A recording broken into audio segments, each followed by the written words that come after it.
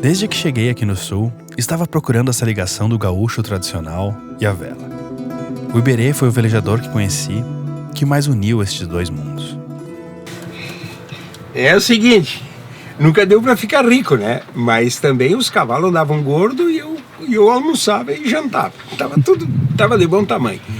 Então eu fazia o seguinte, ao chegar numa cidade, eu procurava logo o centro de tradições, ou a associação rural, essas coisas que tem em tudo que é cidade do Rio Grande.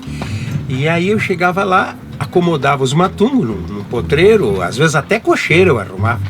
Mostrava o livro, os meus versos, que eu fazia cartazes dos versos para serem vendidos, né? O segundo passo, ir na rádio. Anunciava que de tarde, na hora do lagarteio, eu ia estar no chimarródromo da cidade, ou na praça, tá? Fazendo versos e tal, homenageando as pessoas. E aquela ali ia. Juntava gente para tomar o chimarrão aquele chimarrão do inverno, sabe? Comer bergamota e tomar chimarrão no sol.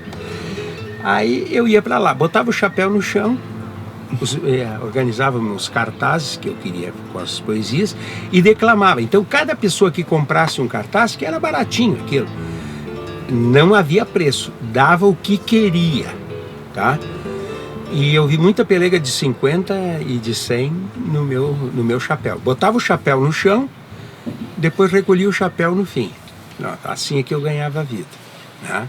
Eu fui artista de rua há muito tempo e me orgulho muito disso, sabe? Porque é uma aventura que pouca gente tem para contar, que foi artista de rua, né? Com dignidade, né? Então, as pessoas falam, mas tu estudou tanto, tu fez faculdade, tu fez não sei o quê, tu é doutorzinho, e vai pra rua. Pô, mas e aí a experiência de vida que eu tenho hoje, né? Então eu fiz por querer, fui condenado pela minha família, por tudo, e, enfim. Mas, seja o que for, eu adoro isso, sabe? Tenho muito orgulho do que eu fiz, né?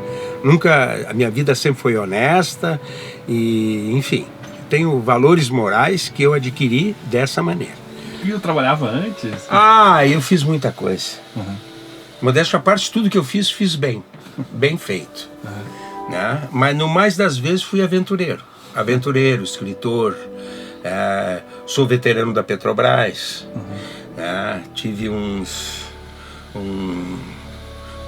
eu já fui bancário, já fui tanta coisa na vida, sabe? Um gaúcho sem um cavalo é uma figura caricata. É uma estátua da qual falta uma perna, falta um pedaço. O gaúcho é uma figura equestre, né? Então veja, eu disse uma vez assim, depois que acabou a festa, no 21 de setembro, era de tarde, eu me lembro que tudo era nostalgia porque o Parque da Harmonia desmanchava o acampamento. Eu senti naquele momento que precedeu a partida uma tristeza incontida dominando o pensamento. Encilhei e alcei a perna.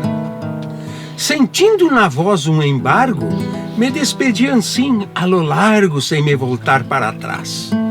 E sem poder explicar o que é que acontecia, o meu peito não pressentia ser aquela, a última jornada que a veterana tostada comigo caminharia. Um problema que estamos tendo aqui é a comida. E o problema é que é muito boa. E ainda por cima barata. É difícil manter o peso. Depois do X, outra coisa que eu senti muita falta era um mocotó. Só que o mocotó aqui, ó, ele é uma mistura de feijão branco, cheiro verde, dobradinha, linguiça.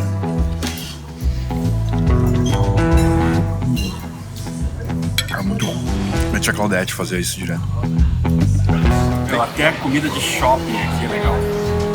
Isso aqui é um prato de shopping de massa, assim. Os caras fazem a massa aqui todo dia. É muita comida, é barato. Já engordei um pouco. E por que tu gosta de viver de forma minimalista? De viver? É. Porque é o seguinte, Bom, primeiro uma questão matemática, né? Quer dizer, se tu é minimalista, sobra mais dinheiro para navegar. Isso é a parte daí, né? E outra coisa, tu não tem que estar fazendo etiqueta, a preocupação com os outros, o que vão pensar. Não, cada um pensa o que quiser, né? A minha vida é reta. Então eu não tenho nada para esconder na minha vida.